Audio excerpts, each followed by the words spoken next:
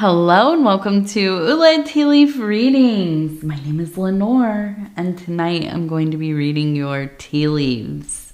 This is the horoscope for Leo. If Leo is your solar, lunar, ascendant / rising sign, then this is the message for you. All right, let's get started. And so, Leo, our card tonight is the 8 of Wands, which has everything to do with swiftness. We have a heavy mercurial energy here. So things are changing. They are fluid. They are moving. And you can't really do anything about that. All right. So let's take a look and see what these tea leaves have to say. Now, if you have not subscribed yet, please think about doing that. It is free to subscribe. You can also hit the little bell thing. It'll let you know when the next readings are coming out. Also, if you want to like the video, I would be so appreciative. It helps the channel. Also, if you want to leave a comment, I would love to hear from you, especially if this is your first time or you are newer to the channel. Shout it out in the comments.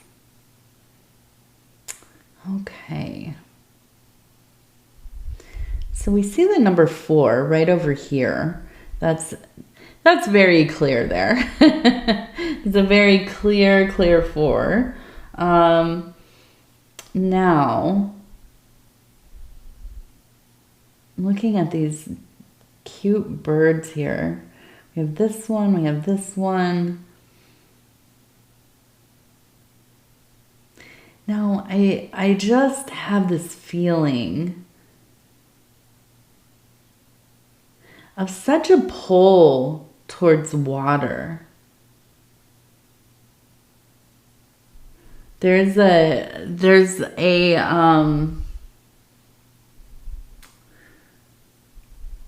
like I feel like it's like you're wanting to shut yourself off from other people. I mean, I just keep getting this feeling of like, I want to go off on my own. I want to take a walk. I want to go look at the water. I want to go swimming in the lake. I want to, go put my feet in the river.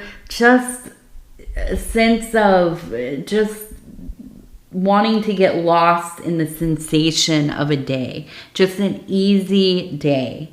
No big dramas, no real intensely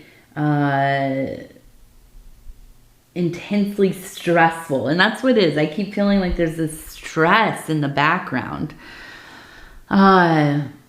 Wanting to avoid some of the responsibilities, the errands, all the little things that need to be done to kind of keep the home together, to keep the house going, and work and career and all of the kind of tedium of the Malkuthian kingdom, right? Our shared reality, our physical world, the material. And wanting to really just escape it, not forever, not always, because this is, I mean, you are powerful in this realm. You do well when you are really kind of in the flow of things. You are somebody who is, I would say, probably fairly accomplished in the things that you have set out to do. But there are moments when it all seems to kind of get to be so much. And then there's this sense of wanting to go out. And you can imagine if you've been to a lake or like grass, not grasslands, but the swamp, the marsh, right? The wetlands, that's what I was looking for. If you've been in any of these kinds of places, you will see, a lot of birds, a lot of lake birds, water birds, and they're usually look like they're just hanging out, right? They're standing, they're maybe kind of submerged in the water a little bit. hiding in the tall grass or whatever. And to me, they always seem like little dinosaurs that are contemplating the universe. And so I do feel this sense of just wanting some release from all of the normal stuff. I also feel like, recently there has been kind of a trend, I think in maybe one or two of the other readings, where it does feel like you're at this point where it's kind of, I want to just have some time for me, not in relation to anybody else. Now, you could be, married, or you live with family, you have kids. And so you're not walking away from these things, but I do think that there is this real understanding at the front of your mind that I have to take some time for myself, even if it feels selfish, even if it is inconvenient to the things going on. I have to figure this out because I can't continue in the mess of things. You're going to get burnt out. And I think that's really what this comes down to. So, I feel like that's a really important instinct to follow. And especially, if you are somebody who, has people to take care of, you have to also take care of yourself. And it's easy to, not make that a priority, but it should be. When we get to a point where we're barely functioning, we're going through the movements of things, and let's face it, we're getting cranky, grumpy, not sleeping enough, or stressed, and maybe have a little bit of a temper. We're not really that good for anybody, right? Including ourselves. So taking the time you need when you can, or when you can make it happen, is super important. Okay, so we also have, it looks like, I'm looking at this right here. It reminds me very much of like a skull. I was thinking of like Georgia O'Keeffe's like later work with, where she was doing kind of these more moody,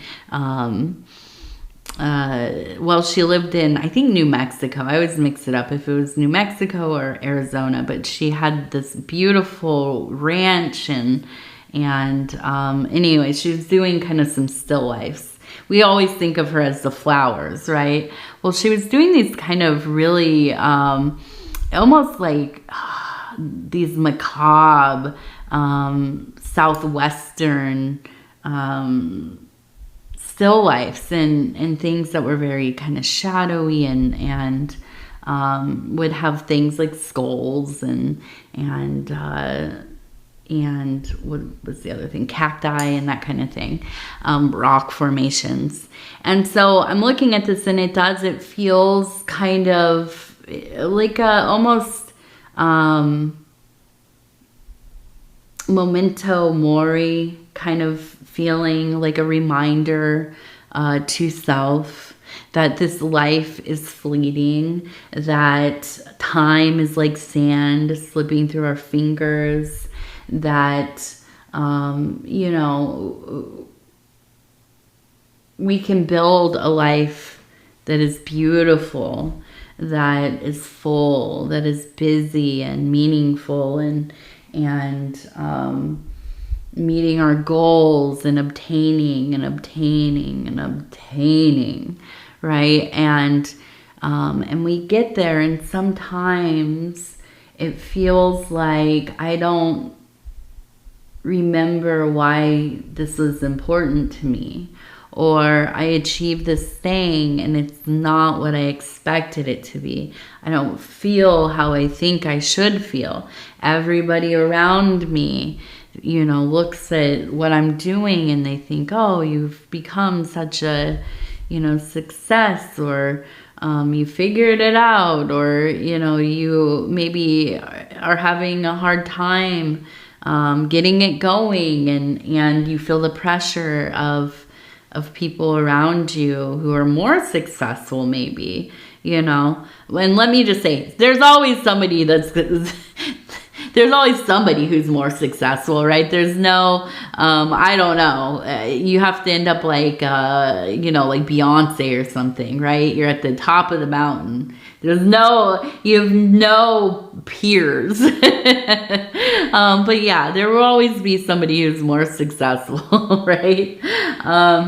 But yeah, I think that there's this sense of outside pressure. But then you get into these moments because, listen, Leo, you're not a silly or frivolous or, you know, unintellectual being. Leos get a lot of this rap of being very much based only in the material and kind of, you know, I don't know. I always think of these kind of like He-Man or a Ken doll or something, you know, like, or some type A person, right? But I feel like as I've grown in life, I've known, you know, a lot of Leos in my time. I have a few really good friends that are actually Leos and solar Leos. And you all are such feeling people. You're very intelligent. You're very emotionally intelligent. You're very spiritual. But you have the ability to bring that into the material realm. You're also really good at putting it into the work that you're doing. And if that is in your career or creativity or whatever, you're really good at combining those things. And so I feel like you're in this place of, reminding yourself. There is a real sense of contemplation happening. There's a sense of quieting happening, a sense of coming into self. I almost kind of think of, and I know this is the movie, it was Val Kilmer, it was not Jim Morrison, but I'm thinking of the Doors movie, right, where they depict Jim Morrison kind of wandering in the desert with his friends and, you know, partaking in some plant medicine or, you know, whatever it is, some kind of laboratory chemicals or whatever. But I can almost imagine, well, I wonder what he was. I was going to say maybe he was a Leo, but I almost wonder if he was like an Aquarius or a Taurus. I wouldn't be surprised, but he gives kind of Leo vibes too. So I'll have to look that up. Thankfully, the internet can tell us what everybody's major placements are, at least famous people, right?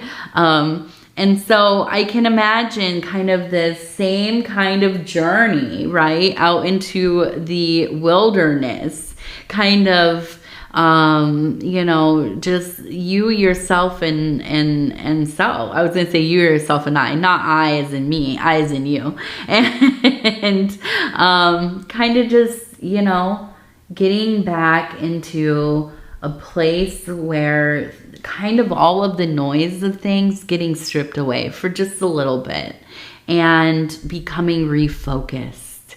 And I think this is something that when you are compelled to kind of step away for a little while, it comes quite swiftly. And this might be experienced by other people as being, you know, maybe kind of mercurial. Yeah. Like, mercurial, what does that mean? Kind of moody, shifting quickly, you know, personality kind of changing and what have you. But I feel that this isn't something that is, well, listen, people around us, they like to think of us in maybe one or two modes, right? We look at people, we think, oh, I know them because they are whoever I perceive them to be. And when they deviate that, it seems like, oh, they're unstable, or they've changed so much. They're so different than what they portrayed themselves to be, or, whatever. But let's face it, everybody is very dynamic. We are all many things, aren't we? And so I feel like you are pretty good at letting yourself be whatever you are. You're pretty good at not being weighed down by other people's perceptions of you. And there is some amount of freedom in that. And so I feel that in this time, as you are, really kind of stepping into your own space for a while, this is going to be kind of a most necessary break for you. And I want to also look at this. We also have the letter B, which seems important. We have that number 4. We also have a 2 over here. Okay, so we have the number 4 and 2 that seem important for this next cycle of time. We also have horses. Let me just show you. These are also horses, kind of all over the place. And now the horses definitely represent movement in our lives, okay? Energies being kind of set free. If you could imagine wild horses kind of roaming the countryside, strong, powerful, swift movements. And so, I feel that you just are letting it loose, letting it go, right? And so, yeah, really dwelling in your individuality and your independence and your autonomy. And it kind of, I think, recharges your batteries. It reminds you of who you are, right? In case they forgot, in case you forgot who you are. Yeah, very powerful. And so let's take a look over here real quick. Okay, so immediately it looks like we have a person really tightly hugging another person, and above head it looks like we have the owl who is perched. You can see the owl kind of right here and perched. We also have a heart. We have, it looks like TT, 2 T's. And so I feel that there's such a belovedness. I mean, just absolutely in love. And I feel like this little bit of departure, this little bit of a reprieve, it only leads you back to this deeper love. And it looks like it says L-E-T up here, and immediately I thought of this like letting go. Letting go of the need to kind of like hold on tight. And in that letting go, it's like a natural combining of things.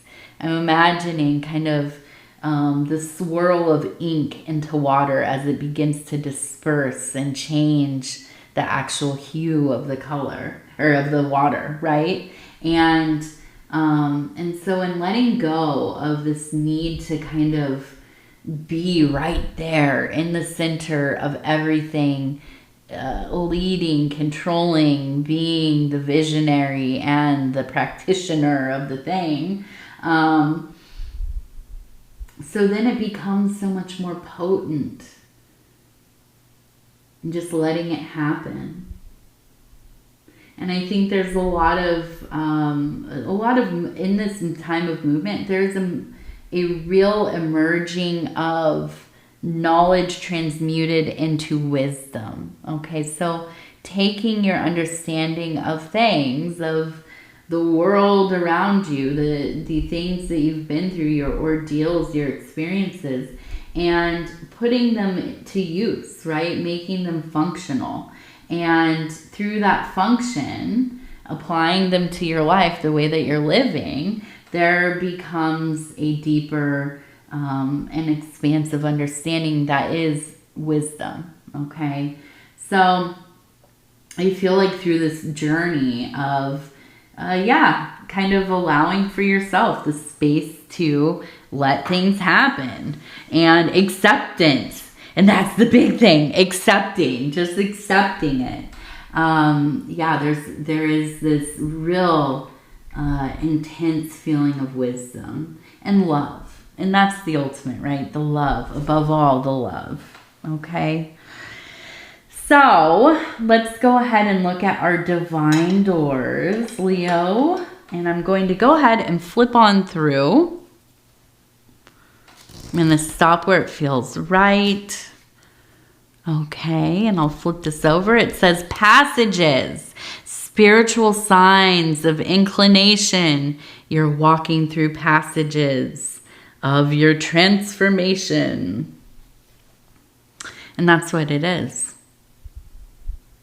Your transformation. You're a becoming and unbecoming and becoming and unbecoming. All right, Leo, I'm going to go ahead and tell you I love you because I do, and I thank you so much for spending this time with me. It is always such an honor to be able to bring these messages to you. And so if you have not subscribed yet, please think about doing that. You can hit that little bell. It'll let you know when the next readings are coming out. It is free to subscribe. And if you would be so kind as to like the video, it helps the channel immensely. Also, if you want to leave a comment, please do. I would love to hear from you. If you are new to the channel, definitely shout it out in the comment section. And I think that's it. And that's it. I was just outside earlier, and I have 2 robin's nests underneath the back deck area, and one of them got taken over by something else. I don't know. There was a robin. They had, I think, 3 babies up there. They all they all became fledglings. I don't know what happened after they came out of the nest. I actually was there when one of them jumped down and started to try to fly. He was hopping around and flying. So that was cool. But then after that, a couple weeks later, somebody else moved in, and it was some kind of sparrow, I think. I don't know exactly. Some birds will use other birds' nests. So then the robin came back to use its nest, and there's somebody moved in. So they made another nest down, I don't know, maybe like 4 or 5 feet the other way. And so I was just out there looking at them because I wanted to see how are these babies coming along. And I found this little blue, half of the shell on one part of the grass, the other on the other. And so I found it. It's beautiful. I felt like it was such a symbolic blessing to see this kind of symbol of beginning, of kind of shedding that membrane, as you kind of enter the world and emerging, just that emergence. And so it's just, if you've ever seen a robin's egg, or maybe you haven't, you should look it up on the internet. They're beautiful. They're this kind of antique teal color. They're just so pretty. They're little. They're so dainty and fragile looking. They're just gorgeous. So yeah, definitely go look it up. It just was such a happy thing, and I was excited to find that and see that, and it really kind of transported me for a second. I was just I don't know, kind of in awe, I guess. So anyways, and I guess it's really the card here that kind of brought that to mind because of the coloring, definitely. So yeah, I'll tell you again, I love you, Leo. I know you know I love you, and I thank you. And we're gonna talk in just a few days from now. So take care of yourself. Be safe. We're fully into summer, fully into winter now, and you know, it's been real hot in a lot of places. So you know, definitely try to stay cool. And in the southern hemisphere there, I don't know what's going on. I have no idea. I haven't seen anything on the news. So I don't know if you all are having perfect weather or if it's like monsoon season in some places or what. But, you know, I hope you all are well and enjoying your cooler months. Definitely. All right. I love you. Good night.